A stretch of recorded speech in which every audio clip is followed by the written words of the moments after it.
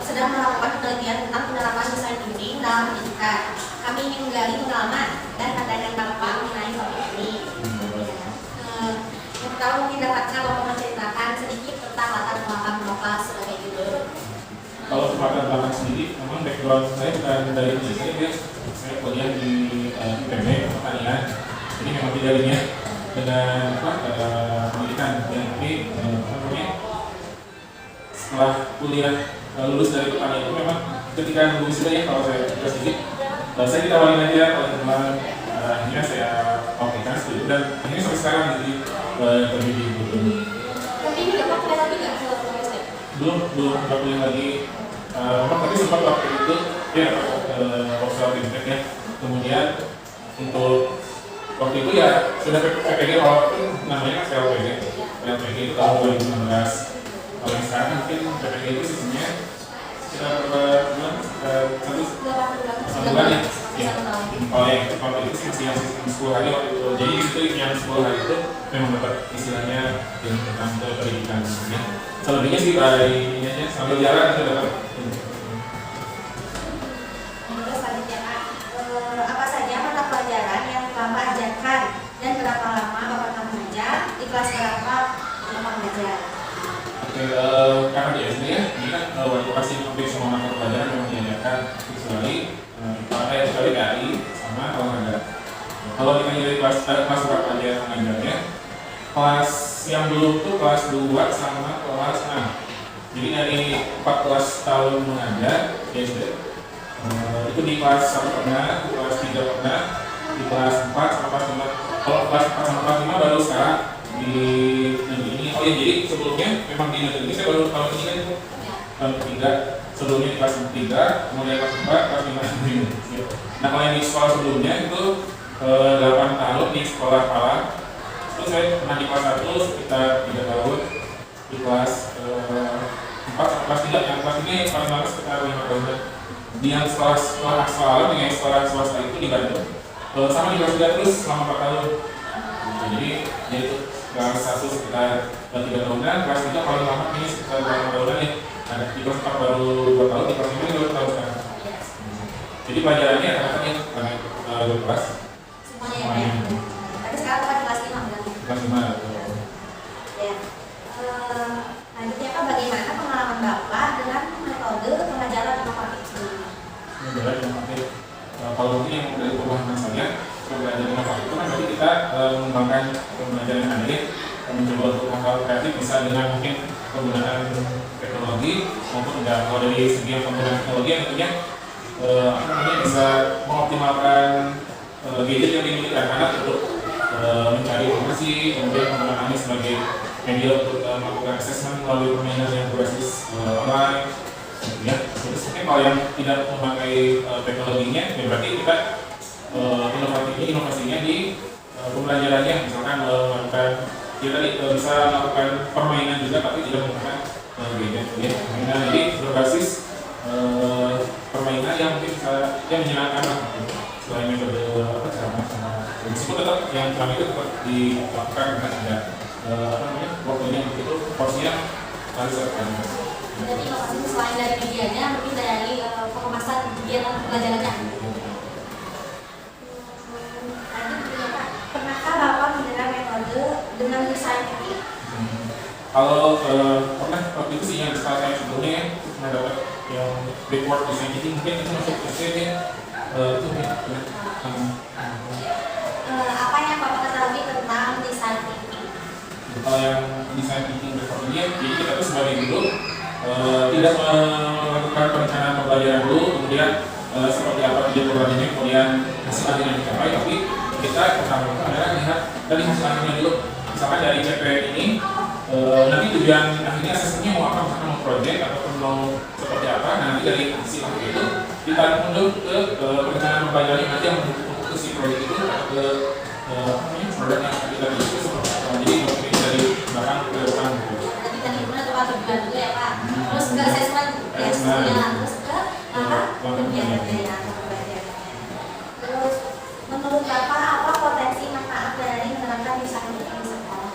Ya, manfaatnya sih untuk gurunya itu sendiri itu membuat seperti lebih terarah gitu. Jadi nanti itu yang kita belajar ini, tapi ujungnya kita masih ngawang-ngawang gitu, masih mau seperti apa asesmennya, mau apa hasil pembelajarannya itu belum tahu. Jadi kalau misalnya mau pakai opsi ini, kita udah tahu karena hasil akhirnya yang seperti ini, jadi yang memperjelas perencanaan sama pembelajaran ini. Jadi lebih terarah ya Pak ya. Terus apa saja tantangan utama yang Bapak lihat dalam mengimplementasikan desain di sekolah? Kalau tantangannya sendiri sih mungkin lebih ke keterampilan kita untuk bagaimana membaca suatu tujuan pembelajaran, kemudian sudah memikirkan tadi dari hasil akhirnya seperti apa. Itu kan istilahnya jadi perlu kita ini pemikiran sendiri, yang kontrol sendiri untuk apa nih kira-kira yang hasil akhirnya seperti apa, kemudian ya di apa dijadikan pembelajarannya.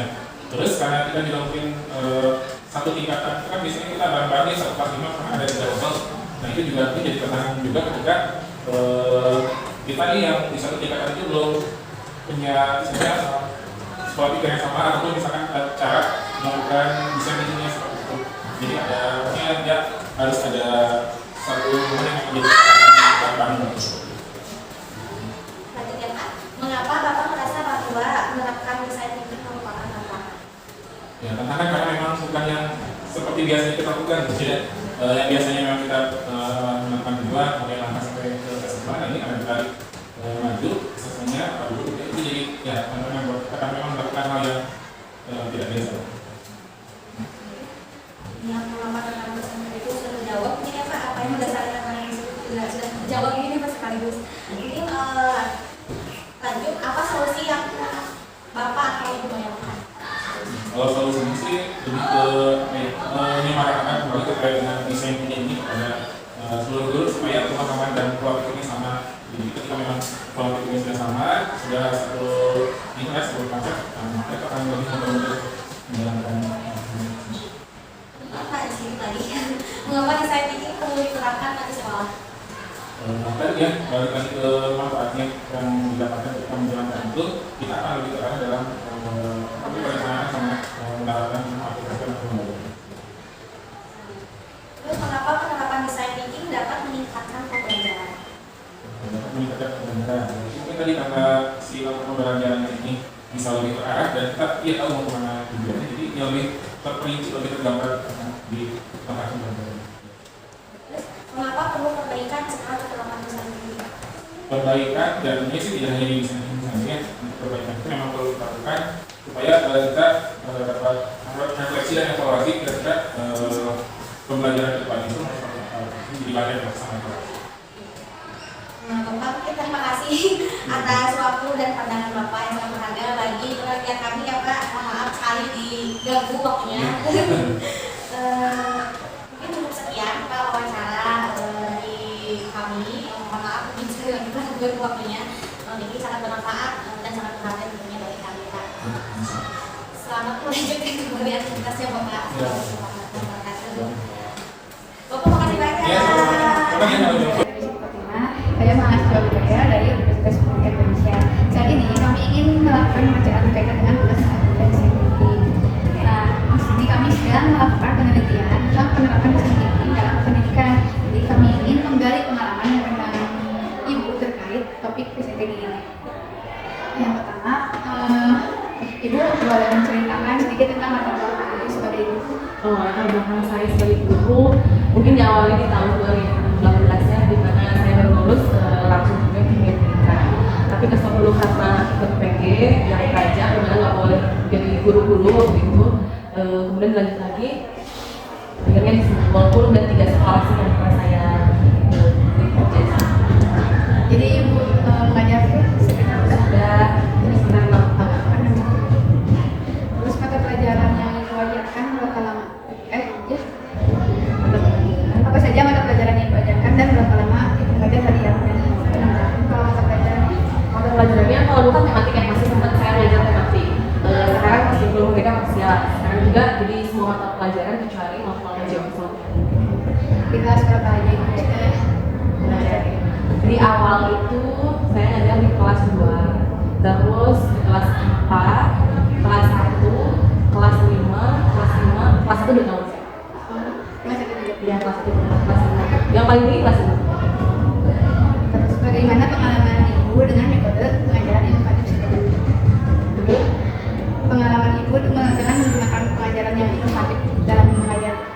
sebetulnya inovatif itu luas ya. Karena ketika media pembelajaran bagus, tapi kalau gurunya kurang inovatif juga penyampaian materi pembelajaran ke siswa akan berkurang.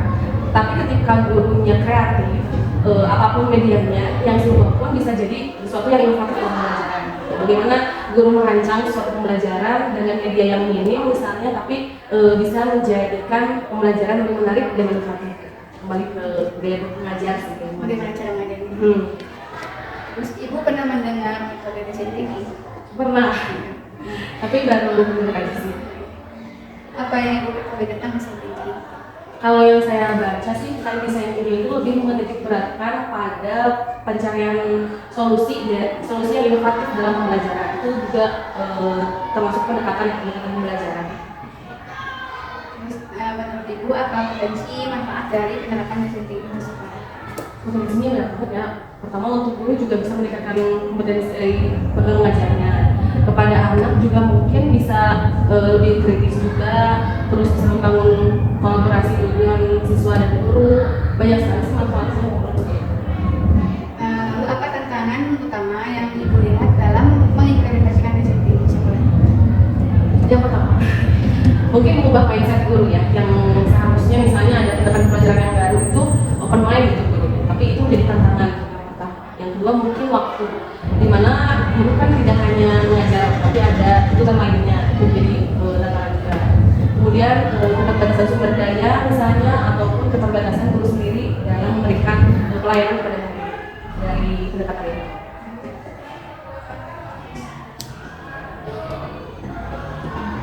Mengapa ibu merasa bahwa menerapkan desain tinggi merupakan tantangan? Tantangannya banyak karena saya sendiri juga baru dengar ya, dan mungkin belum pernah secara runtut melaksanakan pendekatan itu. Kayak yang saya baca sih ada tahapannya ya, kayak misalnya yang pertama itu empati, terus yang kedua define atau penentuannya, yang ketiga itu prototype, yang keempat itu coba apa kurasan lakukannya itu. Mungkin secara pelaksanaan tidak semua, tapi mungkin ada poin-poin yang kita laksanakan tapi bukan mengacu pendekatan itu. Terus apa yang mendasari tentang tadi ya? Iya, itu dasarnya dari kita dulu sendiri. Apa solusi yang ibu bayangkan? Solusi yang saya bayangkan menerapkan pendekatan ini. Solusinya yang bisa menjadikan pembelajaran lebih menarik, inovatif. Solusinya yang kembali ke anak-anak mungkin ya diikut sertakan ikut sertakan dalam mengusulkan atau solusi pembelajaran maunya gimana, kemudian dilihat dari sumber daya manusia juga ataupun lingkungan sekolah kayak gimana. Terus mengapa desain tinggi diterapkan di sekolah? Kayaknya kalau melihat dan baca sih pendekatannya bagus ya. Jadi kalau misalnya diterapkan mungkin banyak manfaatnya banget. Yang kesatunya mungkin guru jadi lebih kompetensi dari pengetahuan tentang pendekatan itu jadi bertambah. Yang kedua mungkin kegiatan pembelajaran juga lebih bermakna ya. Yang ketiga mungkin anak-anak bisa jadi lebih apa ya namanya menarik pembelajaran, karena kan itu baru sesuatu yang baru. Terus mengapa penerapan desain tinggi dapat meningkatkan pembelajaran untuk pesertanya? Dapat meningkatkan pembelajaran. Itu kan dari awal hal seperti itu ya. Jadi solusinya anak-anak tahu dan menentukan barang-barang mungkin ya pada saat pelaksanaannya. Jadi bisa meningkatkan pembelajaran itu juga. Terus mengapa perlu perbaikan setelah penerapan desain tinggi?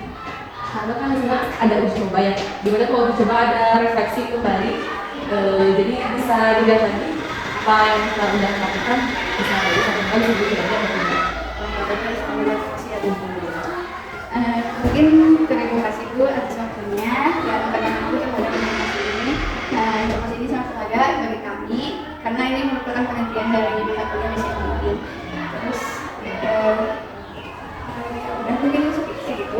Terima kasih atas waktunya. Ibu mohon maaf sudah diganggu sama saya. Dan dari